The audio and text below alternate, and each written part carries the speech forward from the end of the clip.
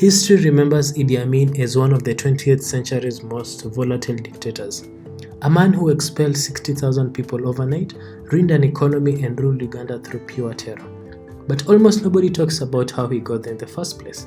6 years before he ever seized power in a military coup, Idi Amin was a mid-level army colonel facing a court-martial and a prison sentence. In February 1965, an opposition politician stood up in Uganda's parliament and dropped a smoking gun on the floor. A private bank account belonging to Amin, holding hundreds of thousands of shillings that had mysteriously appeared out of nowhere. That money wasn't government salary. It was the payoff from a covert smuggling ring spanning across the dense jungles of the Congo, a criminal pipeline of blood, gold, ivory, and looted minerals that didn't just make Amin rich. It accidentally built his entire dictatorship. On February 4th, 1966, an MP named Daudi Ocheng tabled a formal motion. He produced banking records from the Kampala branch of the Ottoman Bank. Within just 24 days, over 340,000 East African shillings had been deposited directly into Colonel Idi Amin's personal checking account.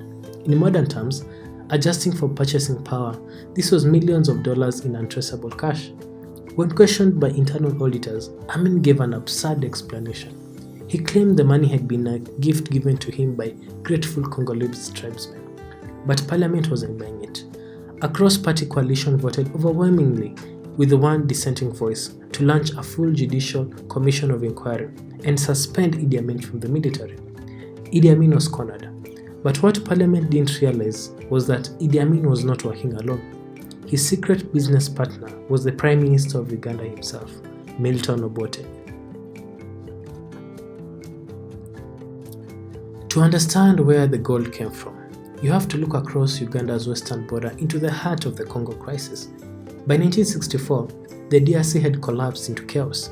In the east, a Marxist rebel faction calling themselves the Simbas took over vast swaths of territory, including the rich gold fields around Kilomoto. The Simbas had thousands of fighters, but they had one critical problem. They were completely cut off from the sea and desperately in need of modern firearms, fuel, and ammunition. Just across the border sat Uganda. Prime Minister Milton Obote was deeply sympathetic to anti-Western liberation movements and wanted to back the rebels.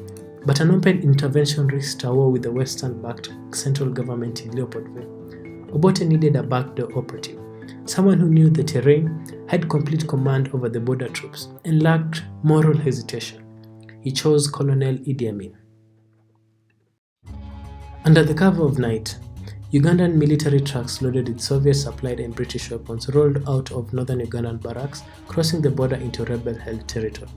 But the Simba rebels couldn't pay in recognized international currency, so they paid in the only hard assets they had: raw and refined alluvial gold dredged from the Congolese rivers, piles of elephant ivory, and warehouses stock of Robusta coffee looted from abandoned Belgian plantations. Amin set up a covert logistics chain.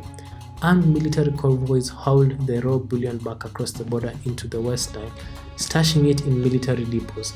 From there, it was quietly moved into Kampala, refined through discreet third-party dealers, and laundered into commercial bank accounts.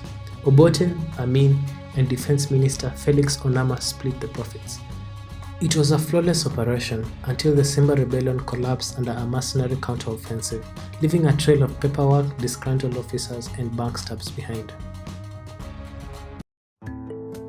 For the next 4 years, Obote promoted Amin to commander of the army, but the partnership decayed to paranoia. Obote realized Amin was building his own private network of loyalist soldiers recruited from his home region in southern Sudan. By late 1970, Obote finally decided to act. Before flying to Singapore for a Commonwealth summit, he left behind a written directive ordering the military police to arrest Amin for the murder of a rival officer and millions of dollars in missing defense funds. Amin intercepted the order. Knowing his back was against the wall, as it was in 1865, he didn't wait. On January 25, 1971, while Obote was halfway across the world, Amin's tanks rolled into the streets of Kampala. The gold smuggler was now the supreme ruler of Uganda.